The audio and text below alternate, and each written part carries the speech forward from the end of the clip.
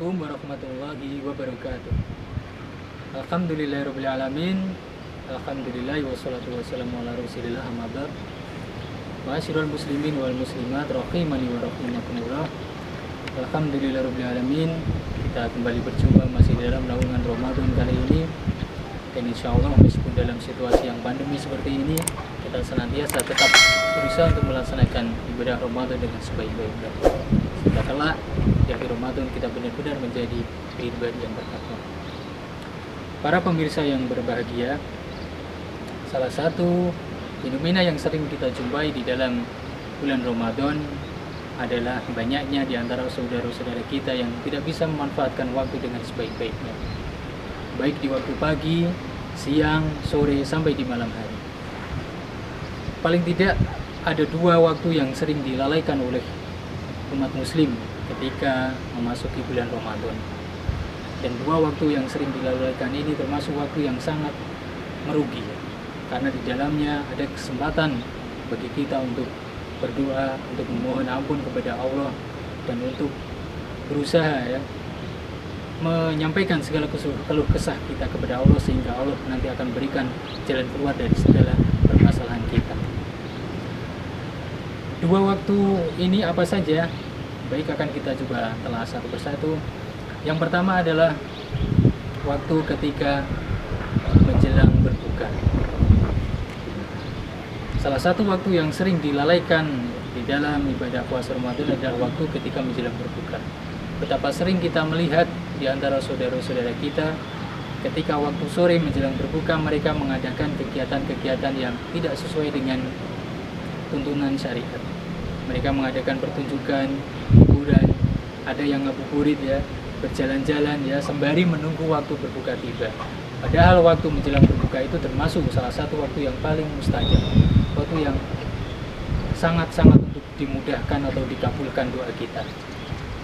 Sebagaimana yang kita ketahui di dalam sebuah hadis yang diriwayatkan oleh Imam At-Tirmidzi, an Abi Hurairah radhiyallahu anhu, qala Rasulullah sallallahu alaihi wasallam, salah satu la turaddu da'watuhum al-imamul adil wa shawimu hina yudfir wa da'watul mu'min.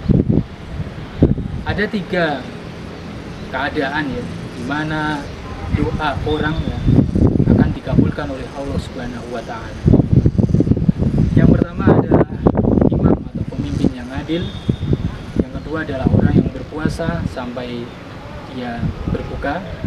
Yang ketiga adalah doa orang yang terzalimi atau teraniaya. Tiga orang yang tersebut di dalam hadis tersebut adalah yang mendapatkan keistimewaan, yaitu dikabulkannya doa oleh Allah Subhanahu wa taala. Salah satu yang terkhusus disebutkan adalah doa orang yang berpuasa sampai dia berbuka. Makanya ketika menjelang berbuka hendaknya kita bisa mengikuti teladan dari para salafus saleh. Kita memanfaatkan momen untuk menjelang berbuka itu dengan banyak berzikir, dengan banyak istighfar, dengan banyak berdoa kepada Allah, sehingga kita benar-benar mendapatkan keberkahan dari bulan Ramadan ini. Alangkah ruginya orang yang mengisi waktu menjelang berbukanya hanya dengan kegiatan-kegiatan yang tidak jelas, ngabuburit dan lain sebagainya. Kemudian yang kedua waktu yang sering dilalaikan adalah waktu ketika di akhir malam atau waktu ketika sahur.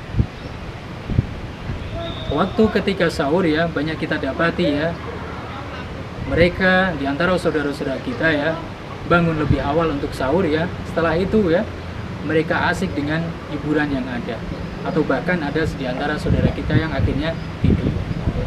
Padahal waktu ketika sahur sampai akhirnya nanti waktu subuh itu adalah waktu-waktu yang di akhir malam yang sangat mustajab bagi kita untuk berdoa kepada Allah. Sebagaimana di dalam surat Ad-Dariyat ayat 8, wabil asharihum yastaghfirun. Dan di akhir-akhir malam mereka memohon ampunan kepada Allah Subhanahu wa taala. Maka alangkah ruginya ketika kita mendapati kita bisa bangun di sepertiga malam yang terakhir di akhir malam untuk menunaikan sahur Setelah itu kita bisa manfaatkan waktu untuk berdoa kepada Allah, untuk banyak memohon ampun kepada Allah. Karena padahal ya di waktu-waktu itulah waktu yang sangat mustajab bagi kita untuk memohon ampun dan berdoa kepada Allah Subhanahu wa taala.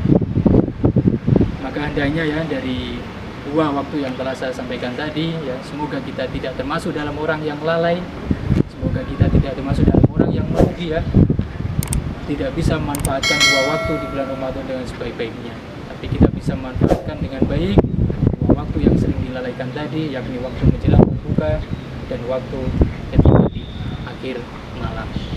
Demikian ya sedikit kultum yang bisa kami sampaikan ya, semoga bisa bermanfaat. Akhiru da'wah subhanakallahumma wa bihamdika asyhadu an la ilaha illa anta astaghfiruka wa atubu ilaik.